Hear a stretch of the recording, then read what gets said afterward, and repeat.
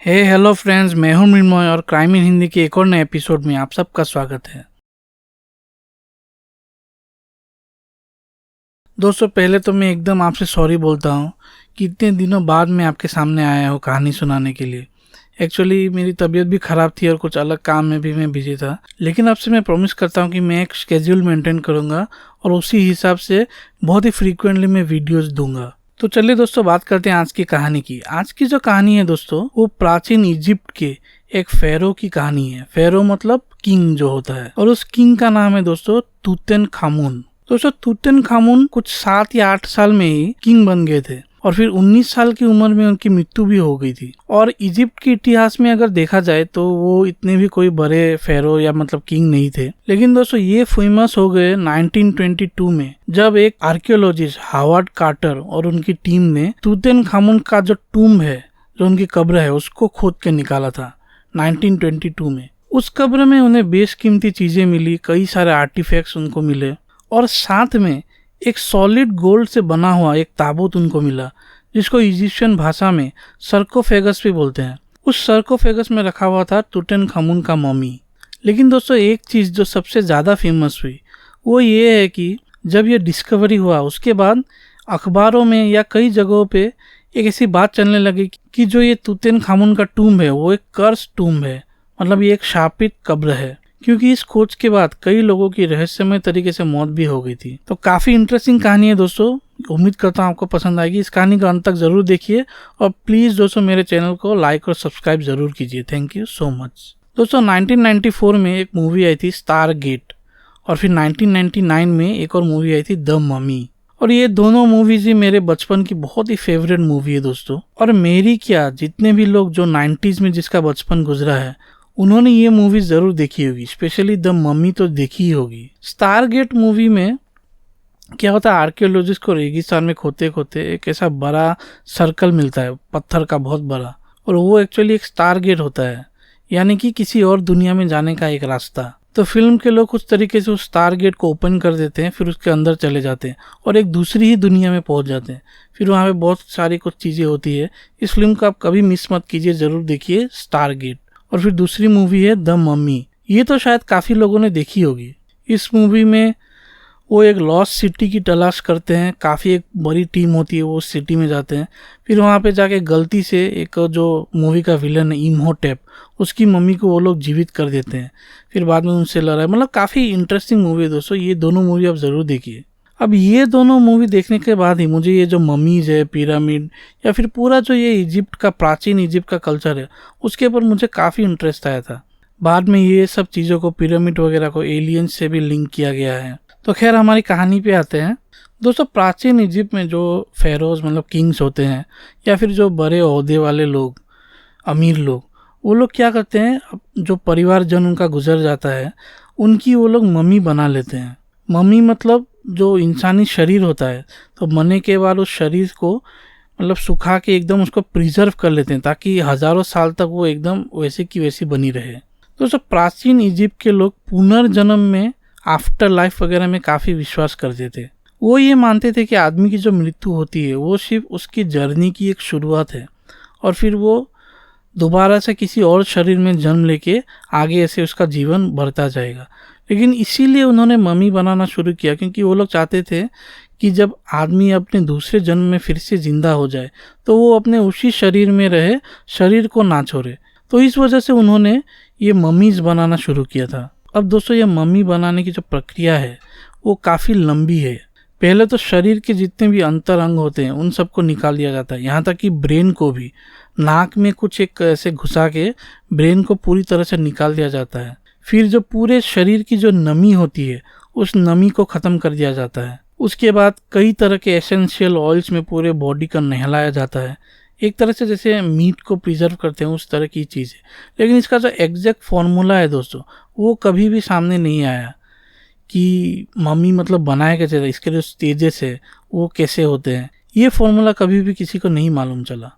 और बाद में अंत में पूरे शरीर में सफ़ेद पट्टी लगा के फिर उसको किसी लकड़ी के ताबूत में, जिसको सर्कोफेगस भी बोलते हैं, वहाँ पे बंद करके एकदम सील कर दिया जाता है। उसके बाद फिर से एक पत्थर के ताबूत में उसको रख के एकदम उसको सील कर दिया जाता है, ताकि सालों साल तक, हजारों सालों तक वो वहाँ पे ही सुरक्षित रहे। अब दोस्तों इस कहानी की शुरुआत, द कर्स ऑफ टूटेनखामुन's मम्मी, इस कहानी की शुरुआत होती है एक शख्स, वो एक आर्कियोलॉजिस्ट है जिसका नाम है हावर्ड कार्टर। अब हावर्ड कार्टर जो है वो इजिप्ट के वैली ऑफ द किंग्स, एक जगह है जहाँ पे काफ़ी किंग्स और बड़े लोगों को दफनाया गया प्राचीन इजिप्ट में। तो वहाँ पे ये खुदाई कर रहे थे 1922 में। लेकिन दोस्तों बहुत दिन खुदाई करने के बाद भी इनके हाथ में कुछ भी नहीं लग रहा था। और इस प्रोजेक्ट को जो फाइनेंस कर रहे थे, काफ़ी लोग कर रहे थे, लेकिन जो मेन फाइनेंसर थे उनका नाम था लॉर्ड कार्नारवॉन। अब जबकि कुछ नहीं मिल रहा था तो लॉर्ड कार्नारवॉन ने कार्टर को एक अल्टीमेटम दे दिया कि 1 साल का समय मैं तुम्हें दे रहा हूँ, अगर इस 1 साल में तुमने कुछ नहीं किया, कोई सब्सटेंशियल खोज नहीं की, तो मैं पूरा जो फाइनेंस है, जितने भी पैसे इसमें खर्च हो रहे हैं, वो पूरा बंद कर दूंगा और ये प्रोजेक्ट ही खत्म कर दूंगा। अब ये बात सुन के हावर्ड कार्टर काफ़ी निराश हो गए और उन्होंने सोचा कि कुछ भी करके कोई ना कोई खोज तो करनी ही है। लेकिन बहुत ही जल्द उनकी किस्मत बदलने वाली थी, क्योंकि इस डिसीजन के कुछ ही दिन बाद क्या हुआ, उनके कैंप में, जो उनका आर्कियोलॉजिकल कैंप चल रहा था वैली ऑफ द किंग्स में, वहाँ पे एक लड़का एक बहुत बड़ा पानी का ड्रम लेके जा रहा था। फिर किसी बहुत बड़े पत्थर से टकरा कर वो ऐसे गिर गया, सारा का सारा पानी उधर गिर गया। फिर ये बात जाके हावर्ड कार्टर को मालूम चली। फिर जब वो आए और उस पत्थर को देखा, तब हावर्ड कार्टर को लगा कि ये ज़रूर कुछ ना कुछ इम्पोर्टेंट होगा। फिर उन्होंने उस जगह की खुदाई की और खुदाई में पत्थर मतलब ज़मीन के काफ़ी नीचे धंसा हुआ था और पत्थर का एक हिस्सा ऐसे ऊपर निकला हुआ था। वो पत्थर काफ़ी विशाल था। उस पत्थर को हटाते ही जो हावर्ड कार्टर ने देखा, उससे मतलब वो एकदम खुशी से झूम गए और उनके होश भी उड़ गए एक तरह से, क्योंकि उस पत्थर को हटाते ही एक ऐसे सीढ़ी नीचे जा रही थी, काफ़ी नीचे जा रही थी दोस्तों। और उनको मालूम चल गया था कि नीचे किसी न किसी राजा का, फेरो का टूम है। कार्टर ने फटाफट लॉर्ड कार्नारवॉन को ये बात बताई और इस टूम में जाने वाले वो दोनों पहले लोग थे। 3000 सालों में दोस्तों वो टूम जो है 3000 सालों से बंद था।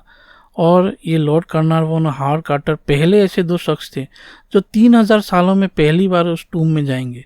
आप सोचिए वो फीलिंग कैसा होगा। एक कमरा ही आप बोल लीजिए 3000 सालों से बंद है, तो उसके अंदर क्या मिल सकता है, क्या नहीं, कितना एक्साइटमेंट हुआ होगा, सोच के ही मतलब एकदम रोंगटे खड़े हो जाते हैं। खैर वो दोनों उन सीढ़ी से नीचे उतर के उस टूम तक पहुंच गए। जब वो उस टूम के अंदर गए तो वहाँ पे रखी हुई चीज़ें देख के इन दोनों के एकदम होश उड़ गए दोस्तों। वहाँ पे 5000 से भी ज़्यादा एंशियंट आर्टिफैक्ट्स रखे हुए थे। फिर एंशियंट वेपन्स थे, बहुत सारी सोने की चीज़ें थी और जवाहरात एकदम मतलब भरे हुए थे पूरे कमरे में। फिर एक चैरियट जैसा भी कुछ था, मूर्तियाँ थी। लेकिन जो सबसे मेन चीज़ थी दोस्तों उस टूम में, वो थी टूटेनखामुन का सर्कोफेगस, जो एकदम सॉलिड गोल्ड में बना हुआ था, एकदम सॉलिड गोल्ड दोस्तों। फिर उस सर्कोफेगस को खोला गया और अंदर से मिला टूटेनखामुन की जो मम्मी थी, और वो मम्मी एकदम इंटैक्ट थी। वैसे तो टूम भी पूरा इंटैक्ट था, लेकिन जो मम्मी थी बिल्कुल इंटैक्ट थी। और उनकी लाश को देख के मतलब ऐसा लगता ही नहीं था कि ये 3000 साल पुरानी कोई लाश है। इतना अच्छे से उसको मम्मी बनाया गया था, उसको प्रिजर्व किया गया था। बाद में जब इस मम्मी की जांच पड़ताल की गई तो मालूम चला कि ये जो टूटेनखामुन है उनकी मृत्यु 19 साल में ही हो गई थी। अब इस खोज से जो कार्टर है और उनका पूरा टीम, वो एकदम कोई रॉक स्टार जैसा हो गया था पूरी दुनिया में। सारे तरह के न्यूज़पेपर या मीडिया हाउसेस इस खबर को पब्लिश कर रहे थे। और ये जो खोज है वो पूरे इजिप्ट के इतिहास में वन ऑफ द बिगेस्ट मतलब डिस्कवरीज है। ऐसे पूरे के पूरा साबुत टूम मिलना, फिर उसके अंदर ये सर्कोफेगस बहुत ही रेयर है। लेकिन इसके साथ ही दोस्तों एक कर्स भी आ गया था इस पूरे टीम में। जितने भी लोग थे इस मिशन में, उनके ऊपर एक कर्स आ गया था। अब इस कर्स के बारे में एक्चुअली सिर्फ ये मम्मी पे ही कर्स नहीं, हर मम्मी या टूम में ऐसे कर्स होते हैं। और उस कर्स में एक्चुअली यही लिखा होता है कि जो फेरो है या फिर उनका जो सर्कोफेगस है उसको कोई भी डिस्टर्ब ना करे, इधर उधर उठा के ना, मतलब टूम में ही ना जाए। और अगर कोई जाता है उनके इस सर्कोफेगस को डिस्टर्ब करता है तो उसके ऊपर ऐसा एक बुरा श्राप लगेगा कि कुछ ही दिनों में उसकी पूरी मृत्यु हो जाएगी। अब हावर्ड कार्टर को ये सब मालूम था, लेकिन उन्होंने ये सब बिल्कुल इग्नोर कर दिया था। उनको इन सब बातों में कोई भी विश्वास नहीं था। लेकिन दोस्तों मम्मी निकालने के बाद ही शायद ये कर्ज शुरू हो गया था, क्योंकि जिस दिन ये खोज हुई थी उसी दिन हावर्ड कार्टर का एक पेट बर्ड था जो एक केज में था, और उसी दिन एक कोबरा ने, पता नहीं कहाँ से वहाँ पे कोबरा आ गया, कोबरा आके उस केज में घुस के उस बर्ड को खा लिया। इस खोज के कई दिन बाद जो लॉर्ड कार्नारवॉन है, जो मेन फाइनेंशियर थे इस पूरे मिशन में, उनकी मृत्यु हो जाती है, और बहुत ही रहस्यमय तरीके से दोस्तों। वो लॉर्ड कार्नारवॉन को क्या होता है, एक मच्छर गाल में काटता है। फिर एक दिन जब वो शेव कर रहे होते हैं तो जहाँ पे काटा था वहाँ पे ब्लीडिंग शुरू हो जाता है, और वो ब्लीडिंग इतना बढ़ जाता है कि ब्लड का पूरा इन्फेक्शन हो जाता है, और फिर लॉर्ड कार्नारवॉन बच नहीं पाते, उनकी मृत्यु हो जाती है। और एक हैरानी की बात ये है दोस्तों कि कई महीनों बाद जो टूटनखामुन की मम्मी थी उसका जब ऑटोप्सी हुआ तो ये मालूम चला कि उसके भी गाल में किसी मच्छर काटने या इन्फेक्शन जैसा कुछ एक दाग है। तो ये कोइंसिडेंस भी हो सकता है, लेकिन इससे मतलब ये जो खबर है, कर्स वाली जो खबर है, उसको काफ़ी हवा मिलती है, और मैगजीन्स हो, न्यूज़पेपर हो, ये सब इस खबर के बारे में और भी बढ़ा चढ़ा के लिखते हैं। कुछ ही दिनों बाद दोस्तों एक और फाइनेंशियर की भी मृत्यु हो जाती है। उनको सिर्फ हल्का सा बुखार होता है, फिर 2-3 दिन बाद उनकी मृत्यु हो जाती है। उनकी मृत्यु के बाद फिर जो हावर्ड कार्टर है, उनका एक सेक्रेटरी होता है, उसकी लाश एक होटल में मिलती है। उसका खून किसी ने कर दिया होता है, और जिसने उसका खून किया वो आज तक पकड़ा नहीं गया है। अब ये जो सारी मौतें हो रही थी, उन सब चीज़ों से ये जो कर्स वाली बात है उसको बहुत ही ज़्यादा हवा मिल रही थी। न्यूज़पेपर कुछ भी मतलब उनके मन में जो आ रहा था वो छापते जा रहे थे कि ये कर्स है, इतने सारे लोगों की मृत्यु हो रही है। और यहाँ तक कि उस समय के एक महान writer sir Arthur Conan Doyle, जिन्होंने शर्लॉक होम्स की कहानी लिखी थी, तो उन्होंने भी ऐसा कह दिया था कि जो ये एंशियंट टूम्स होते हैं वहाँ पे कोई एक मतलब एंशियंट आत्मा होती है जो ये ममीज़ को, अपने किंग्स को गार्ड करती है।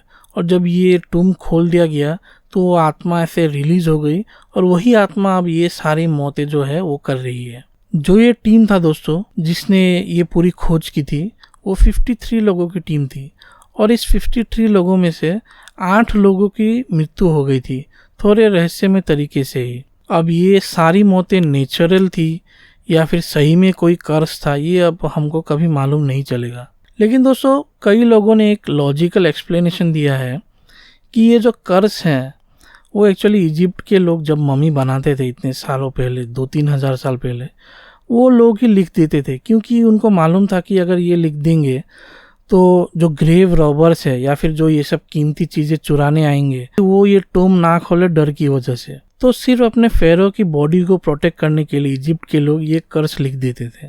लेकिन दोस्तों सारी मौतें जो हुई तो वो काफ़ी सालों के अंतराल में हुई, मतलब ऐसा नहीं कि एक ही महीने में सभी लोग मर गए, तो शायद ऐसा कोई कर्स था ही नहीं। लेकिन फिर भी ये जो कर्स ऑफ टूटनखामुन है, ये कहानी पूरे वर्ल्ड में बहुत ज़्यादा फेमस है दोस्तों। तो दोस्तों यही कहानी थी आज की इस पुराने राजा टूटनखामुन की। होप करता हूँ ये कहानी आपको अच्छी लगी हो, और अगर अच्छी लगी हो तो प्लीज़ मेरे चैनल को लाइक और सब्सक्राइब ज़रूर कीजिए दोस्तों, और ऐसी और कहानी के लिए प्लीज़ मेरे साथ बने रहिए। Thank you so much.